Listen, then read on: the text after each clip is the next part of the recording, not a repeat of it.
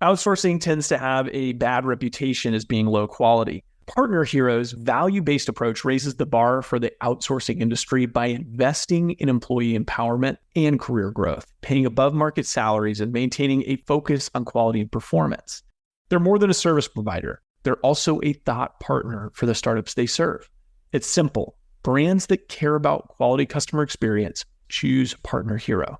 They offer flexible terms and the ability to scale quickly, perfect for startups, with quality assurance baked into every program and offices around the world. So Partner Hero can provide truly global coverage. Outsourcing has long been available mainly to big businesses, but Partner Hero is challenging business as usual by bringing the benefits of outsourcing to businesses of all sizes with short, flexible contracts and fast ramp-up times. 10 years ago, when we were launching the Action Catalyst, we could have used a few extra hands to help us scale quickly, even if it was just for a short while. You can bet that with their expertise, fast onboarding, and core focus on quality, Partner Hero would have had our attention. If you're ready to bring in outside customer support help for your startup that feels like it's a part of an existing team, check out Partner Hero. Head over to partnerhero.com/Action Catalyst to book a free consultation with our solutions team.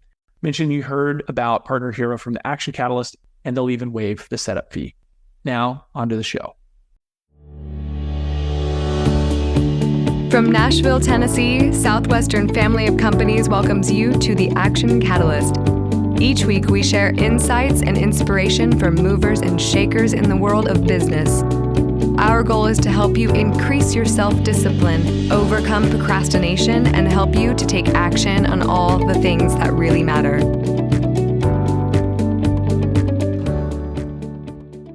Doing warm business with friends and friends of friends. That is the theme of today's episode. What better way is there to do business than to do business with people who are friends? But we're actually talking about the science of it, an area called network science. Behavioral science, psychology, sociology, mathematics fit into it, but it's network science, the study of networks. And we have a professor here from Oral Roberts. His name's David Burkus. We've had him on before to talk about exactly how the science of doing business with friends of friends works. And this is something you don't want to miss, because this is the warm way to grow and build an amazing business quickly. And it reduces your call reluctance, it reduces procrastination, it increases your results, helps you make more money, helps you do it in less time, all while having more fun, and most importantly of all, bringing value to other people and making a difference in their life, and you sort of just benefiting as the byproduct and the residual value of that. So it's a great episode. I'm so glad you're here. I know you're going to love it. It's going to make a difference, and we'll get started just after this message. This episode is sponsored by Southwestern Coaching. Southwestern Coaching has helped over 11,000 people increase their incomes by over 25% on average. As a successful salesperson, you know the importance of increasing your sales, but sometimes you might just need a little extra push and accountability to meet your goals and grow your business. Southwestern Coaching will help you increase your income through one-on-one sales and leadership coaching tailored specifically to your needs. Together, we will elevate sales. To schedule your free one-on-one business action planning session with a Southwestern coach, go to www.southwesternconsulting.com/action catalyst. I have an old friend back here on the podcast today to talk about an old topic, but with brand new insights. That's what we're doing. David Burkus is here. You may remember that we had him on over about a year ago, I think, talking just sort of about under new management and workplace culture. And he is sort of one of these cutting edge thought leaders who is both a professor. He teaches at Oral Roberts University about behavioral science, networking, network science, psychology, sociology, sort of in this space. He has a TED Talk that has almost 2 million views. He writes for the Harvard Business Review, and he's just one of these people that's like super smart. And I think if I hang around with him, that maybe people will think I'm smarter because I roll in circles with people like David. And so anyways, his new book is coming out, is just coming out. It's called Friend of a Friend.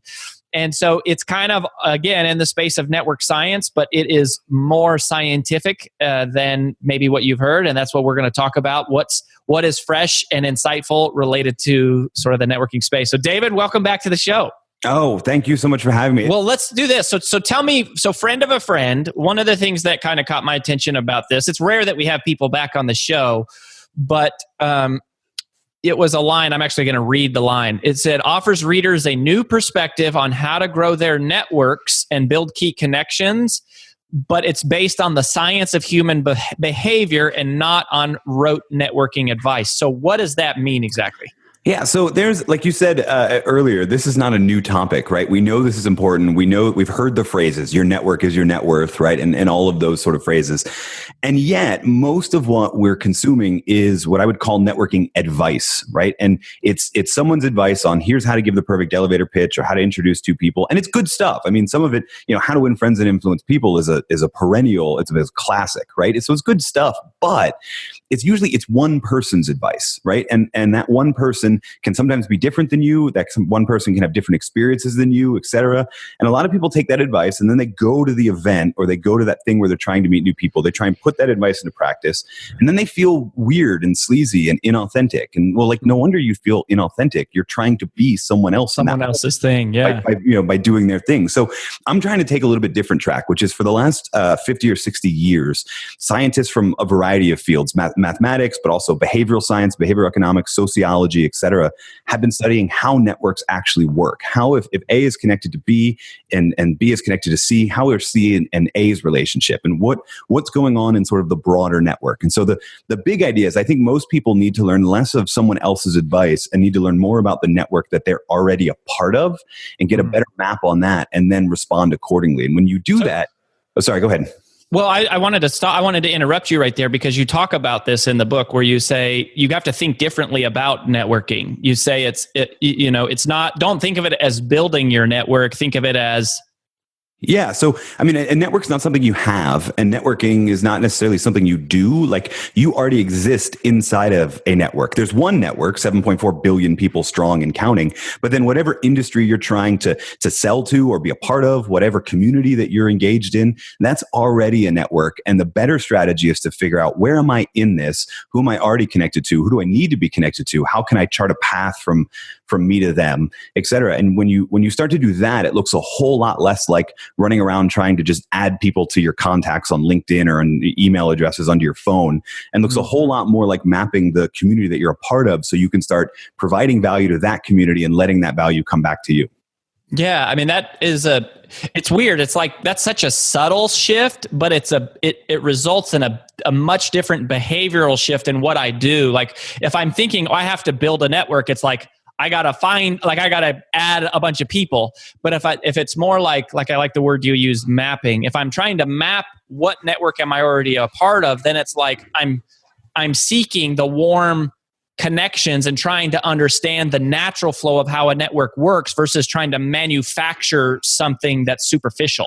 Exactly right. And, a lot of us, when we think about growing a network, we immediately go to the sort of strangers approach, right? I'm going to go try and meet new people, whether that's at an event or whether that is cold calling, whatever it is. I'm going to try to meet new people, as opposed to knowing that inside of the network that we're already a part of, there are people that we know, but we haven't talked to in a while. We call these in network science the weak or dormant ties. There's people that are warm referrals. They're 1 degree of separation out from us, and we can be introduced to them. In fact, probably the funniest study in the entire book is looking at, is there truth behind 6 Degrees of Kevin Bacon, right? You've heard this game. And so, what happens is people try and connect one actor to another actor through Kevin Bacon in 6 steps or less. And it's possible. It's also possible to do it without Kevin Bacon. In fact, there's actually nothing special about Kevin Bacon. He's a fluke of history. In terms of being connected, he's the 669th most connected person in Hollywood, right? Oh. Now, I know it's pretty bad, but it's good news for all of us, right? What it suggests is that if you think about you may not be in Hollywood, but if you think about your industry or your geography as a network, you don't have to have this incredible super connectors network. You're already probably 1 or 2 degrees of separation out from everyone that you need to meet and get to know. It's just a matter of knowing what is my path to them, who could introduce me to them, etc. That's a much better strategy than thinking about like, okay, I need to just add as many new contacts to my app as possible. It's much more about going, okay, I know I need these types of people. How can I get better connected to them? Yeah. And so talking about a little bit of the practicality there, so that is different, right? If you believe that premise, I'm already only 1 or 2 degrees of separation from everyone I need to know. Is there anything specific that we should be doing with that information, or is it just more of like it's about the mindset shift of going just spend time nurturing what you have and work that, not building a new network? So I would say that's the first part. The second is, as you're nurturing the connections that you already have, I coach a lot of people to get in the practice of asking the question, who do you know in blank? With blank being whatever industry, sector, segment that you want to get to know more of. Now, that's different than what most people will do if they find out. Usually they'll wait till they find out that they have a connection to that one person, that amazing person that's going to fill their quota for the quarter, or going to introduce them to the Hollywood executive that's going to get them in a feature film, right? When we think about that, maybe we don't even know we LinkedIn stalk, and then it tells us we have this connection. Then we go to that one person and we beg for an introduction. A better approach is to sort of systematically be asking contacts we already have, hey, who do you know in blank, whatever that segment is, and let them come up with not just one person, but a list of names. Usually that list of names is going to be people they would be comfortable introducing you to. And when you're doing that to 5 or 6 different people and the same 2 or 3 names come up, that's a strong signal in terms of the network that's the right person for you. And that person is also probably different than the one that you thought you needed to get connected to. I mean, if there's 7.4 billion people in the world, the likelihood that the person you think is going to transform your business is also the person that really is going to transform your business is pretty small. So it's better to have a very open edge mentality of, I'm trying to explore the fringes of the network in its totality, and then we can figure out who are the right people to get connected to. Yeah. And it's like, networking through somebody is going to create a much stronger likelihood of an ultimate result than just meeting somebody new, trying to manufacture a relationship quickly to get introduced. It's like the strength of the literal strength of the network breaks down. It's not very, very solid. Right. So I do want to ask you this. So in the spirit, I think that's a really powerful tip. There's something that we teach, which I'll probably cover in the debrief, related to, just asking who do you know. One of the other things that I love is you talk about networking events, and you have a stance on them, which we're not going to talk about here. But there is a term that you introduce called multiplexity, which I really love, because I love terms that make you sound like you're really, really smart person. And this is one of those terms that you could like throw around at the office of like multiplexity, but it's powerful and it's a simple. So can you, if you're going to networking meetings, tell us what is multiplexity and why does it matter and how do you use it? Yeah. And the way to think about network meetings is sort of like adding fuel to the fire of doing this warm lead thing anyway, right? If you go, you're going to accelerate that. But what a lot of people do is they run around and they ask, in my opinion, the wrong question. They ask, so what do you do? Which sounds like it's a great question because it sounds like it cuts out of the small talk and gets to the heart of it. But there's I call it a $12 word, multiplexity. And what it is in network science is it's essentially a realization that even though A might know B, there are multiple different ways in which people can know each other. So when we have just one thing in common or one reason to connect, we call that a uniplex tie, right? So when it's just work related, that's a uniplex tie. If we work together, but our kids go to the same elementary school and we also, see each other at the gym, that's a multiplex tie. There's multiple different contexts in which we see each other. And the research strongly suggests that you will build a better and deeper relationship with someone faster if you're building multiplex ties. So we go back to this question, so what do you do? The problem with that is if you're at a networking event especially, you're in a situation where the context is sending a strong signal that we're supposed to talk about work. And then when you ask, so what do? You send a strong signal that that's what I'm interested in talking to. The context is going to shift your conversation to work eventually anyway. So I advise people lead with a little bit different question, right? Something that's open-ended, something that they can explore. So this could be anything that feels natural, but explores some other dimensions. So what excites you right now? Where did you grow up? I actually like to ask, who's your favorite superhero? Just because you can learn a lot about somebody when talking about their superhero. But anything that explores them from another aspect. I mean, humans are multifaceted. Like, are you a Republican or a Democrat? I found that's a great way to start. It's a fantastic. We actually, our current president. There's actually another principle in Friend of a Friend called homophily, the idea that like attracts like, that suggests that might not be the right question. But any of those, humans are multifaceted creatures, right? And the way that you build a deeper relationship stronger with them is to be multifascinated by the different elements of them. You get to know them better on multiple different levels. And you do that, I think, by starting with a little bit different question. It might sound like small talk, it might sound trivial, but you're exploring other possible avenues and things you might have in common. And when you come back to work, you will have a deeper relationship, a stronger level of trust, etc., than if you just focused in on work-related things. I love that. Well, the other thing is it signals too that you're not just trying to make money off of a person you're meeting. It at least creates the impression that you sort of care about the person. In addition to establishing this sort of multiplex connection points, it feels more personal than just, oh, hey, we should exchange business cards and introduce each other to people that we know. Yeah, no, exactly. I mean, the key is you also have to be legitimately interested in the other person, right? Which is part of being a decent human being. Yeah. But if you are, then there's no reason to stay within those guide rails that we think we're supposed to do of the, so what do? Let's exchange business cards. Let's only think about each other in a work context. The other thing is that as you go throughout the longitude of your whole career, you might actually find that your personal friends, the people that are connected to you for sort of non-work reasons, end up becoming work relationships. In Friend of a Friend, we tell the story of Whitney Johnson, who's a brilliant thinker, a good friend of mine. I just got connected. Someone just introduced me. She writes for HBR too. She does as well, right? This is how we know each other. But when she went to work. Look at us. We're establishing multiplex connection right here, live in front of everybody. Totally. Well, and the fact that you and I have a friend of a friend, so the book is called Friend of a Friend. The fancy $12 word is called transitivity. So there's another word that'll make you sound smart. But we talk about Whitney because Whitney's biggest sort of thing before she went as a writer, speaker, thinker was she worked for an investment firm called Rose Park Advisors, started by Clayton Christensen, the brilliant mind behind disruptive innovation. How did she get that job? Well, she was working in Wall Street, but she got that job because she was serving on a committee at church with Clay Christensen. And he got to see how she worked in that capacity. And that was the capacity that made him say, like, you know what? I want you to lead my firm when I start it, right? Which is not, you wouldn't think that at all. Like, no one's job advice is go start thinking about the people that you know from church. But the truth is, people are multidimensional and you have no idea how those connections are going to pay off in the future. So be generally interested in all of the facets of someone. And it will not only pay off because you get to know them better and are a better human being, it'll probably pay off in the long run, even in your career as well. Yeah.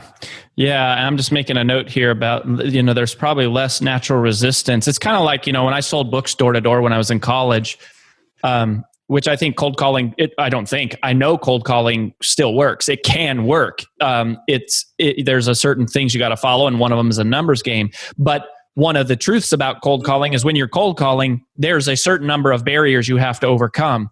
The same is true when you meet someone in a networking meeting. It's like you have to, because you're there, you have to overcome a certain barrier of like, oh, we're all here just like trying to make money off each other. Whereas in a church board meeting, you don't have that barrier. What is the word transitivity? And, Yeah, it's a fancy word for if A knows B and B knows C, C is more likely to know A. In reality, too much transitivity is actually a bad thing. Like when you have too many of the same close connections, then you all kind of think alike, act alike. Everybody knows each other, so that even the introductions and referrals you're going to get are very similar to you.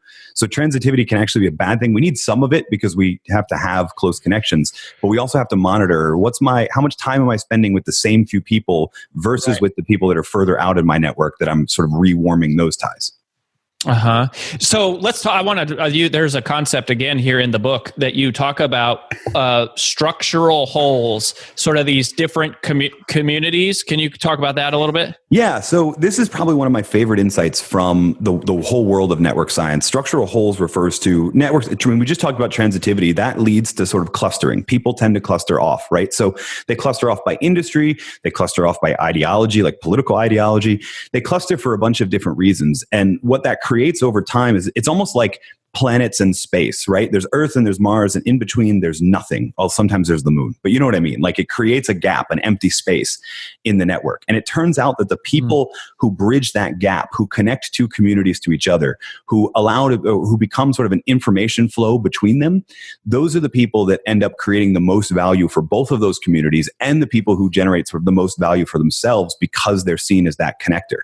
And this is, if you think about this on a rudimentary level, we know this in the sense that like, if you work in sales, for example, you have the group of salespeople, that's a cluster, you sort of community of practice. Then you have the target market that you're working in, that's another. But do we ever think about, okay, what are the other clusters that are kind of connected to that target market, right? And some industries do this really instinctively. Real estate agents, for example, are great at knowing that they also need to be connected to the title company and the mortgage officer people. But the same thing works for sort of almost all of it. I cut my teeth, my first job out of school, I was a pharmaceutical sales rep, right? And one of the advantages that I had was that there's drug reps and then there's doctors, but there's also nurses, there's medical device reps, there's a couple different clusters that if I can start to bridge a lot of those structural holes, I can create a lot more value for everybody, and that spills over into my own career as well. Yeah. I mean, it's interesting. So there's two examples of that happening. So one of them is this podcast. Like, we started this podcast literally because I have so many friends that are like author, speaker, entrepreneur, thought leaders, and they all have books coming out. And they were all asking me, hey, can you email your list to promote my book? And I was like, I can't email our list every single week. But then it was like, we should just do a podcast. And then you have this whole other community of people in our audience and stuff that it's like, we're creating that connection. And this podcast has been huge value for our life. And all we were doing is just kind of like connecting two obvious groups together. So I love this. So, I mean, look at all these SAT words I have. Like, I'm going to kill at Scrabble. Multiplexity, homophily, transitivity, and structural holes. Like, we're just killing it. I love it. And if I can brag on your business model for a while, this sort of new business model, it's brilliant from that structural holes thing. It's also brilliant because one of the other insights is that like you have to bridge, you need a cluster, you can't stay in it forever. And so there's sort of what you've done is kind of created a concentric circle model where there's the big piece of content, there's you training, then there's your smaller group that you can have the conversation. That's straight up in line with a lot of this research and makes for kind of a powerful model. The only thing I wish about it is I wish that I could have sent you this book a year ago so I could take credit for your model. It's so brilliant. But hey. Well, yeah. Well, maybe we can be a case study in the second edition or something. There you go. No, yeah, exactly. We'll see. But yeah, I mean, it's just interesting, and I always feel like it's fascinating how God puts things in your life. And traditionally, I've never really thought of myself as honestly much of a community builder. I've always sort of thought of myself as more of a lone wolf. But then, Southwestern Consulting has grown, not just because of me, because probably more not because of me, because of my partners. We built this team and following, and then we had the podcast, and that's become a community, and now we're doing the mastermind, and it's like, man, I love this. And it's what's crazy to me, David? It's crazy to me that there is value generated for me when all I do is connect people. Mm-hmm. Like it almost feels like it's too easy. Like it's like I'm just connecting two friends, but somehow there is value. There's like a value exchange between the two of them, that there's like a residual effect that somehow flows down to the connector. So even though we think about this as usually like, who can I get to introduce me to somebody? It's like there's value for the introducer, it feels like. I mean, would you... Absolutely. Like, it's in the, I'll give you another SAT phrase. The fancy term is social capital, right? This is a term that describes the value when a community is well interconnected versus geographically dispersed, but also it's the value that the person that spills over into that person doing the connecting, right? And, I think the big takeaway number one is that people should probably be a bigger part of your mastermind groups, et cetera. But the second one, if you're listening, is how can you be that same person, right? What is the community that doesn't exist, that needs to exist, that would help your career career, help your clients, help people that are doing something similar to you, you've got to go build that on the small scale as well. Because one of the things that we know from the research on structural holes and on social capital is that there is not a spillover effect, right? If you're the broker, there's a huge value that's created for both communities and for you. If you're 1 degree of separation from that broker, none of that value spills over, right? It doesn't affect your career just because you know the person connecting. You have to be the person connecting. Wait, say that again. You're saying there's value if you are the broker, but not if you... So I think that everybody needs to stop and go, okay, where can I build that little bit of a community? Where can I connect to communities? Where can I be a broker even in the small scale? Because it's not enough to just rely on other people to always be giving you those introductions, right? And you know this from your own career in life, but there's a body of research behind it as well. But you have to be that person that's actually connecting. And everybody can. This is not an introvert versus extrovert thing. This is not a how long have I been in my career thing. Everybody can begin to pay attention to the network that exists and start to connect groups and communities and even just individual people closer together that creates value for that network, and it will spill over to you in turn. See, and I think that's what's even so cool about the way that you're talking about this is it's like where you said, this isn't an advice book, like, hey, here's how to introduce yourself in your elevator pitch. But there is a value, like we tend to think of networking as the value is derived from figuring out who can I be introduced to. But really, there's the first place to start is by if you focus on just adding the value to other people, you win as a byproduct. And that it's like if you don't feel comfortable asking to be introduced to someone else, play the role of introducing two people together, and out of that social capital. Right. And what I love about the term social capital too is it works just like any other capital. It compounds over time. So you've got to make the little investments in it. You can't just start withdrawing from it right away. Like I can't buy a mutual fund and then go, I'd like to withdraw $100,000 from it. It doesn't work that way. I have to actually have invested that amount of money first before I can do it. And networks, they work the exact same way. And really, I mean, if I'm going to be a little bit braggadocious, this is the big theory of the book too, which is let's try and connect these two communities, the people that study networks and the people who need to know how to network better. It's not just advice. It's, hey, I'm trying to actually connect these. If it works, that will be why, by the way. I have no idea whether or not it'll work yet. We still have to see the reaction of the book. But if it works, that's the reason. There's some amazing stuff that like you and Southwestern Consulting are putting out that is in line with the research tremendously. And I'm just trying to be that connector to, well, here's the evidence-based community that backs up all of the things that you're advising. Yeah. Plus, you're going to be like my phone a friend when I'm playing Scrabble. So there's totally. A value exchange. But I think that's this concept of friend of a friend is really cool. But I think it's powerful to see the data, about the science, the science behind it. How do you know? Like you said, Kevin Bacon is the 669th connected person in Hollywood. Yeah. Like, what's the process that y'all are doing to come up with something like that? Okay, so in that specific situation, the way that the researchers did it was they basically took the data from Internet Movie Database and basically were saying if you acted together in a movie, that's a connection, right? And so they can explore. It's a very sort of big data thing, right?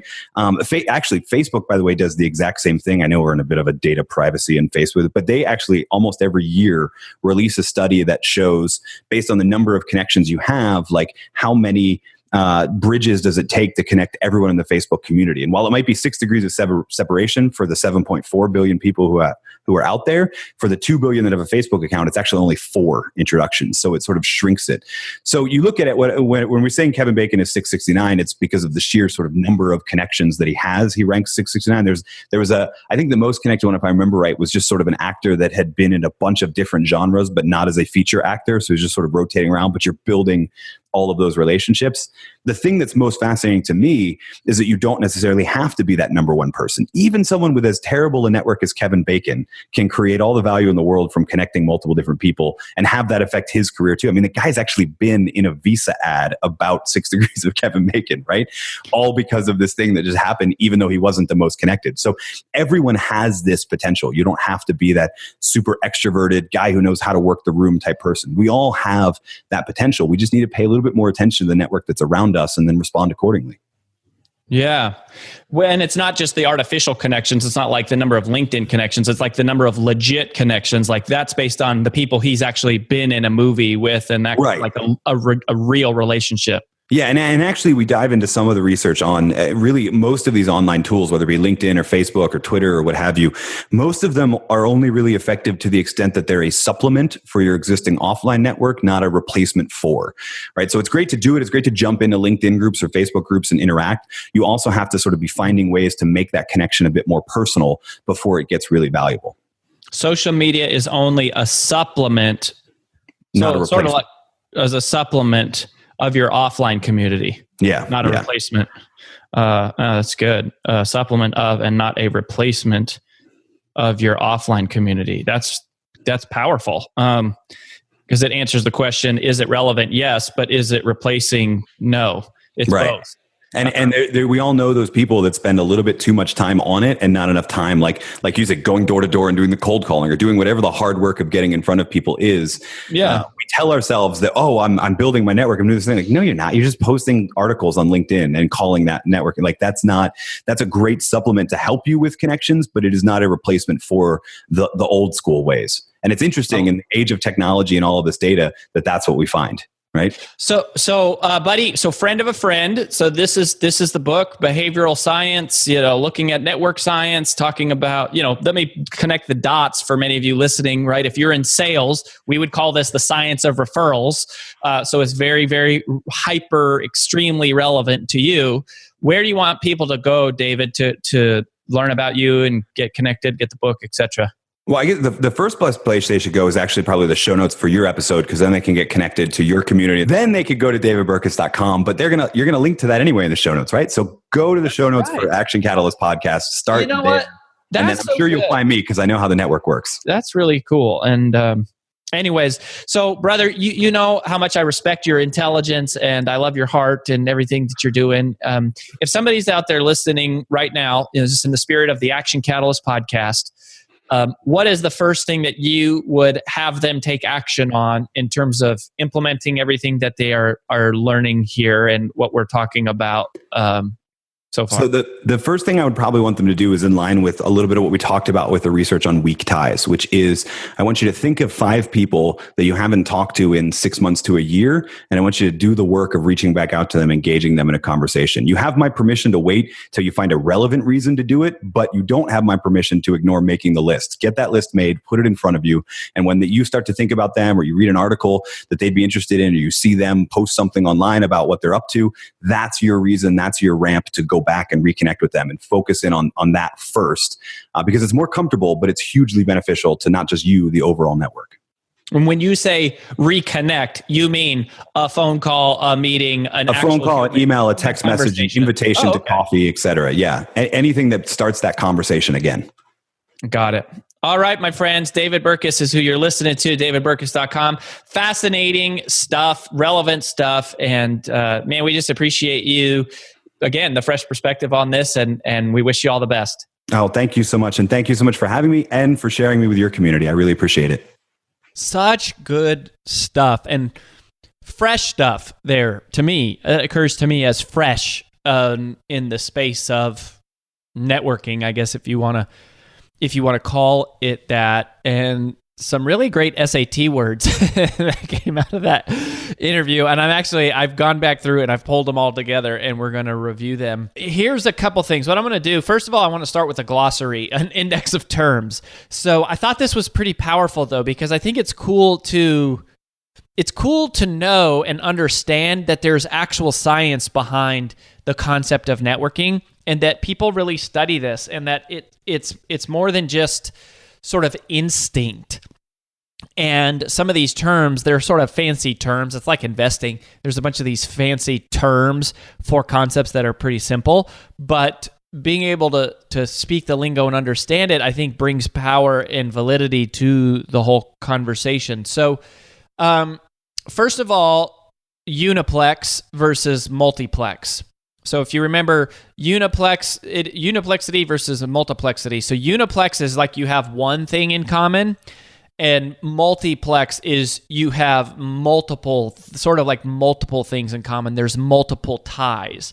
So we're gonna talk about that in a minute. And then another word that he introduced was homophily, which I've never heard that term, which is that likes like likes. I've heard that before, right? So we teach that in Navigate when some of my business partners, Dustin Hillis and Steve Reiner, they co-authored the book Navigate 2.0. And, we talk a lot about that in the Mastermind virtual trainings. We just finished doing a whole series of 3 or 4 trainings on Navigate and the 4 different behavioral styles. And one of the concepts is that likes like likes, and you naturally sell to people who are like you, and you naturally lead well people who are like you, but then you have hard time with people who are not naturally like you. So I'm familiar with that concept, but I've never heard the term homophily, which I guess is what in network science they would just call that, is that likes like likes. Next is transitivity. So what that is, if you remember, he was saying if person A knows person B, then person A and person... so if person A knows person B and person B knows person C, then it is likely that person C knows person A, which is how when you go on LinkedIn and Facebook, they make like an Instagram or whatever, they make these friend suggestions. It's because it's based on this idea, which is kind of, again, obvious, but maybe not so obvious, but the word transitivity, sort of this interconnectivity of networks, is really powerful. And I'm gonna take these terms and put them into action here in a second. So the next was structural holes. Structural holes is basically like where he was saying you're connecting 2 planets together. So you have one body of people and another body of people, and if they don't know each other, there's a structural hole in the network, and that is one of the places that we're really going to highlight in terms of where you create value. And then the last term is social capital. Social capital. So social capital was the value given or the value that results for the person doing the connecting. So it's this sort of byproduct where the 2 people introduced are the ones who really benefit from each other, but somehow there is this residual benefit to the person making the connection, which is called social capital. So those are some fancy words to help you when your next Scrabble game. And so I want to connect those now to these were the 3 biggest insights that I learned from David.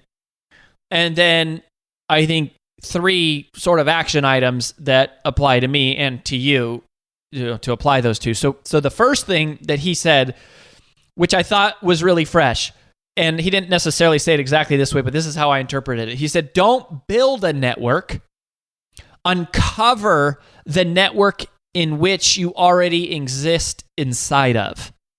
Don't think of it as building a network, uncover the network of which you already exist inside of.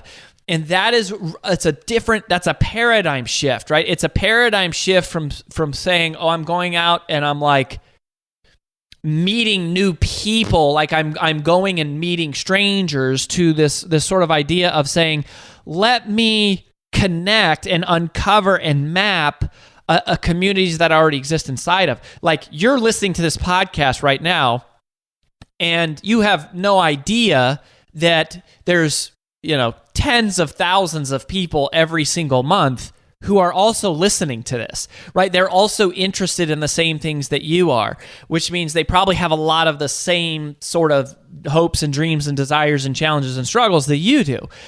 And you're not even aware, and maybe have never even had that thought, that you are a part of this community, because the way that you interact with this sort of information is individually as it comes to you.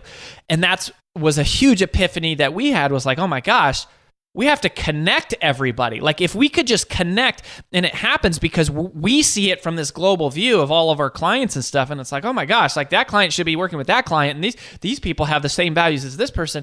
But it's like, we have to do a better job connecting y'all. So number 2, I thought this was so actionable, is ask about non-work facets first.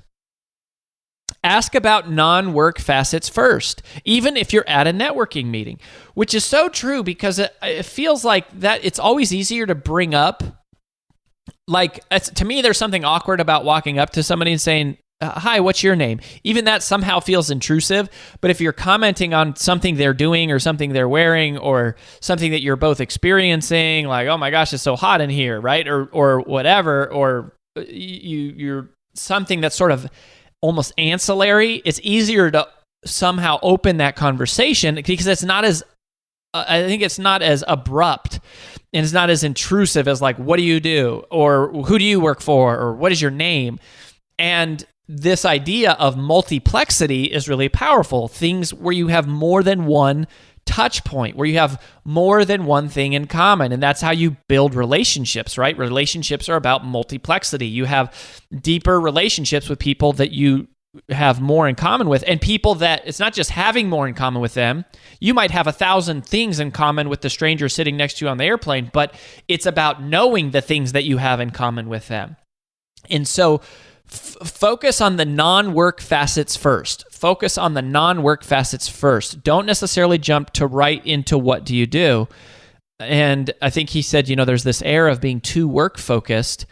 And then sort of similarly, though, also don't make the mistake of forgetting to ask your friends what they do, right? So once they are friends, don't make the mistake of forgetting to ask them what they do and have, sort of connect your friend community to your work community, which relates to number 3 in terms of my takeaways from him, which was that social media is a supplement, not a replacement for your offline community.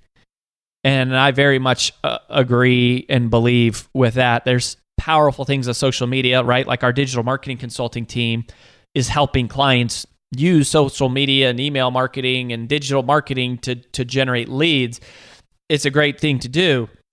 It also, though, it's not a complete replacement for your offline community, right?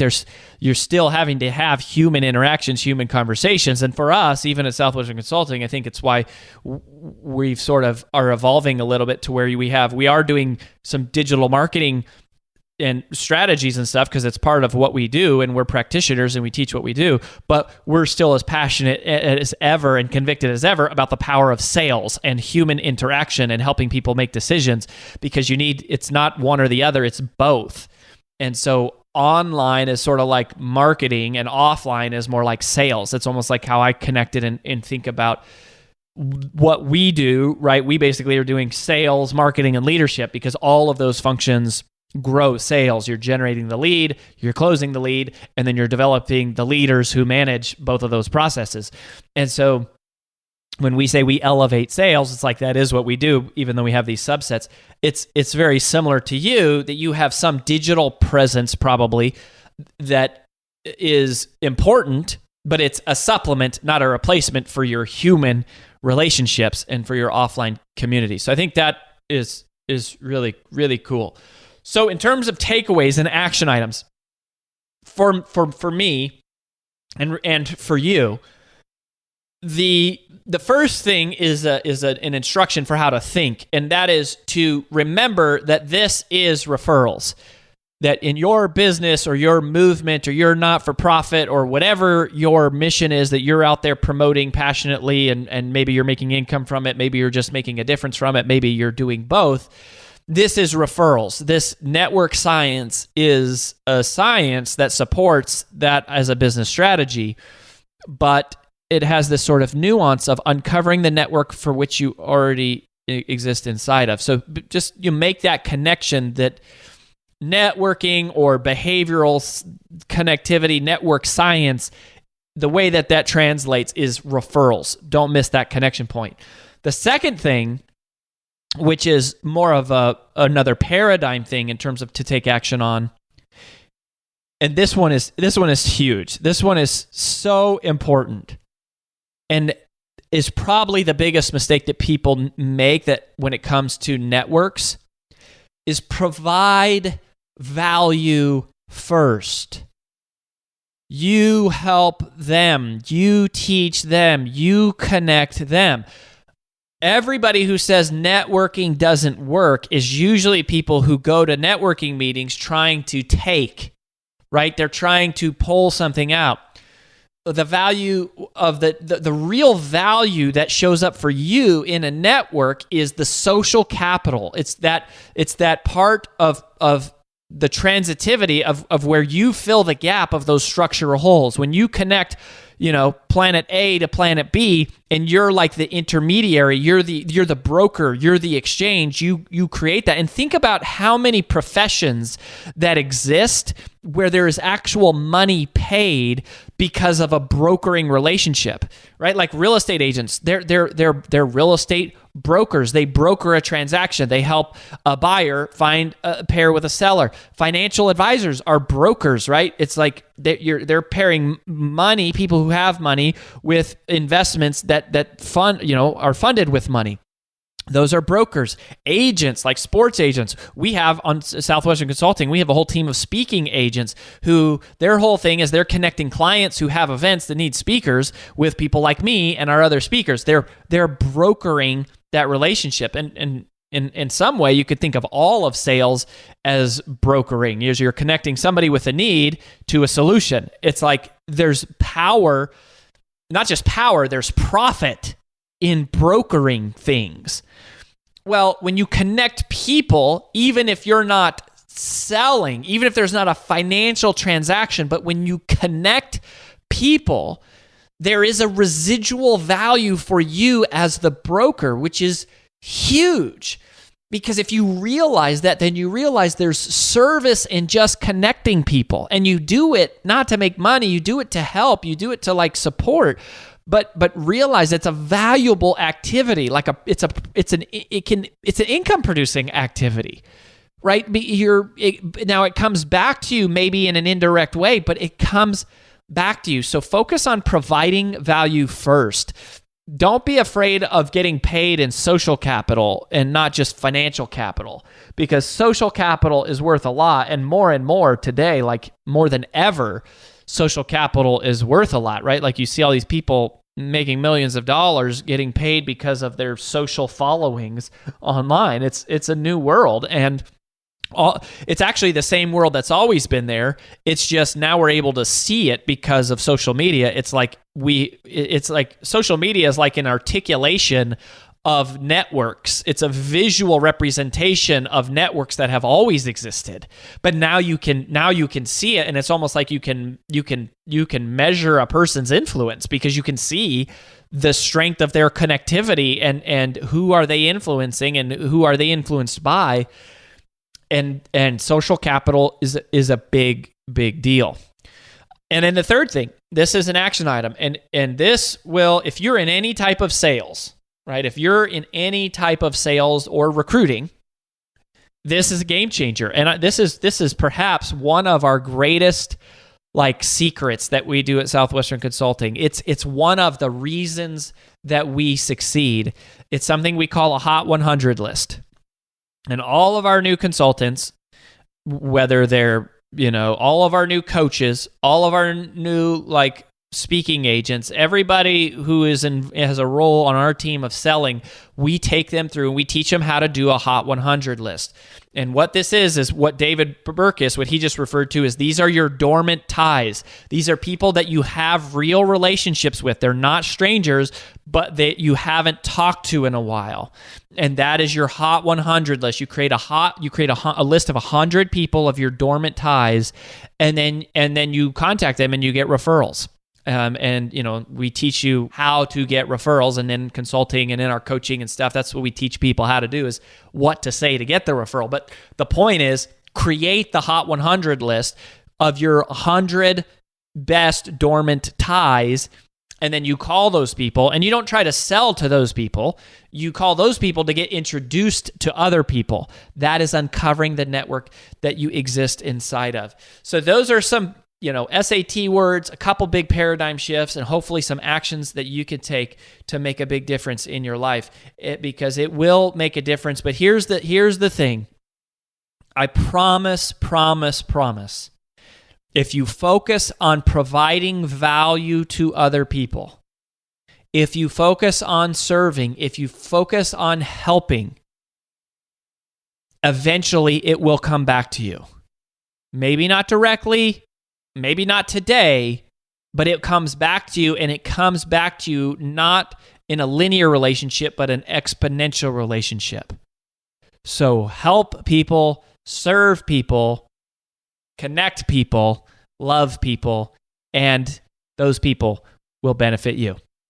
Well, that about wraps up the Action Catalyst podcast for this week. If you haven't yet, please log in to whatever your favorite medium is to listen to the show, and both rate this podcast and leave a comment, as that helps new prospective listeners determine if the show's really a good fit for them.